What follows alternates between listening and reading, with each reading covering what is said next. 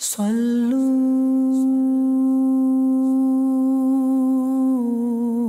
عليه.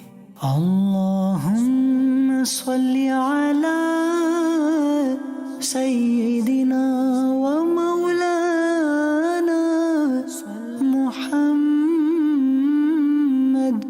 صاحب التاج والمعراج والبراق والعلم، دافع البلاء والوباء والقحط والمرض والألم.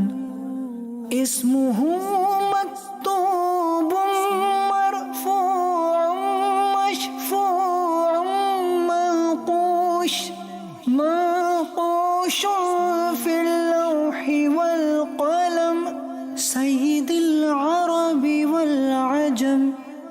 جسمه مقدس معطر مطهر منور في البيت والحرم، شمس الضحى بدر الدجى صدر العلا، نور الهدى كهف الورى مصباح الظلم، جميل الشيم شفيع الأمم، صاحب الجود والكرم.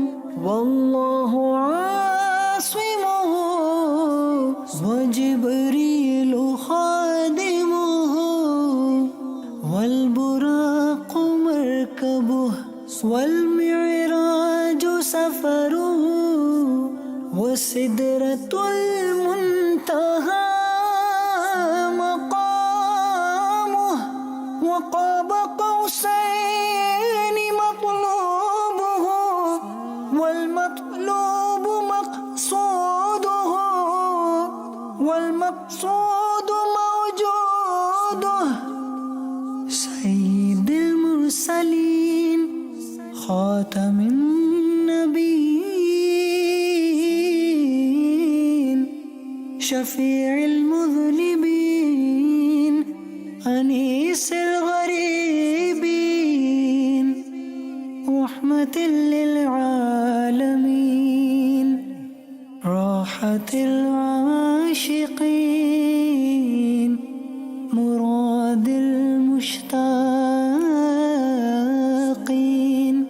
شمس العارفين، سراج السالكين، مصباح المقربين، محب الفقراء والغرباء والمساكين، سيد الثقلين، نبي الحرمين، إمام القبلتين، وسيلتنا في الدارين، صاحب قاب قوسين، محبوب رب المشرقين رب المغربين، جد الحسن والحسين، مولانا ومولى الثقلين، أبي القاسم